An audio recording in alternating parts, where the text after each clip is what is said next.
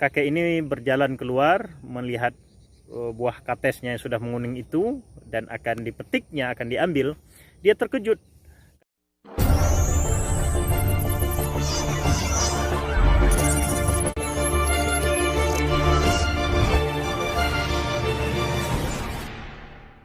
Assalamualaikum warahmatullahi wabarakatuh. Sahabat sekalian, pagi ini saya berada di kebun kates atau kebun pepaya, dan kebun katesnya sangat luas sekali.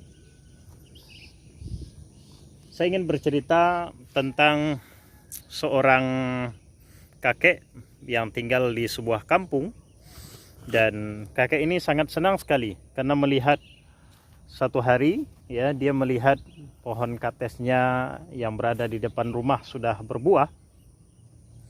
Buahnya cuma 2. Maka kakek ini berniat bahwa pohon katesnya sudah berbuah dan sudah menguning itu akan dipetiknya esok hari. Esok hari pohon kates yang sudah berbuah 2 buah dan menguning itu akan dikutipnya atau akan dipetiknya tepatnya. Maka teman-teman sekalian, kakek ini pada malam tersebut beristirahatlah dengan harapan pohon kates yang tengah berbuah itu dan sudah menguning itu bisa dipetik esok harinya, bisa diambil buahnya esok harinya. Tetapi sayangnya sahabat sekalian, begitu tiba pagi esoknya, kakek ini berjalan keluar melihat buah katesnya yang sudah menguning itu dan akan dipetiknya, akan diambil.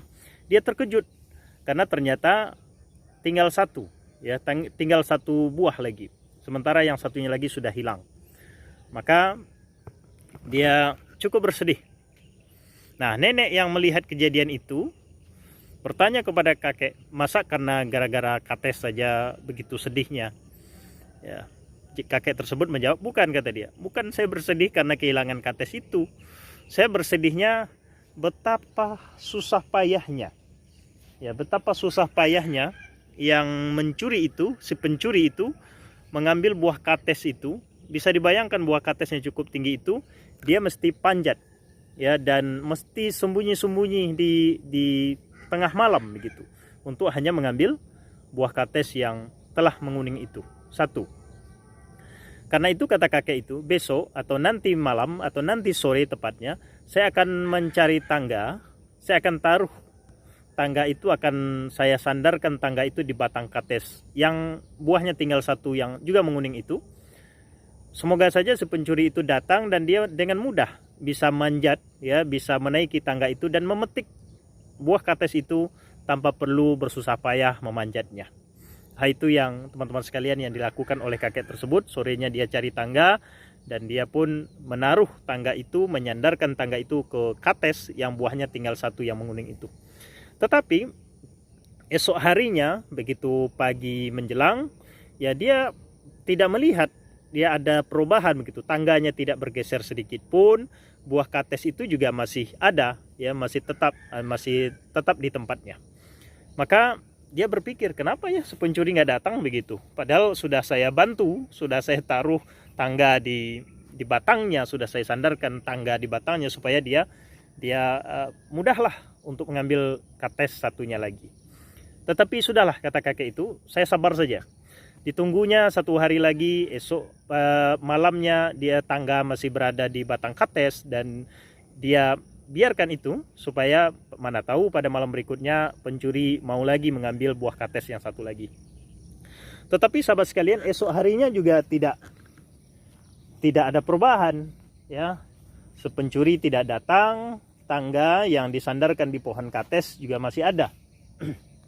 Maka kakek berpikir, mungkin ini pencuri sudah tidak mau lagi begitu dengan buah kates yang bersisa 1, atau dia memberikan untuk saya, menyisakan 1 untuk saya petik bersama istri, bisa saya makan nantinya. Cuma sore-sorenya kakek ini tiba-tiba terkejut. Ada seorang laki-laki datang dan dia tidak mengenal laki-laki itu. Laki-laki tersebut membawa sebuah buah pepaya yang menguning dan besar, lebih besar dari yang dia lihat sebelumnya. Orang itu datang dan dia bertamulah ke rumah kakek itu dan menyampaikan, sebetulnya kata dia, sayalah yang mengambil buah pepaya yang berada di depan rumah kakek ini, ya, dan inilah ya saya sudah lakukan. Pada malam berikutnya sebetulnya saya ingin mengambil yang satunya lagi, tapi begitu saya datang kata dia, saya melihat tangga, ya, saya melihat tangga sudah disediakan di situ, nggak jadi saya ambil, ya, dan saya sudah bertekad sejak saat itu saya tidak akan mencuri lagi. Dan saya ke pasar, memang pepaya yang saya ambil kemarin sudah habis, ya, saya makan, ya, kemudian saya ke pasar dan membeli sebuah pepaya, dan inilah pepayanya kata dia, lebih besar, dia serahkan kepada kakek tersebut.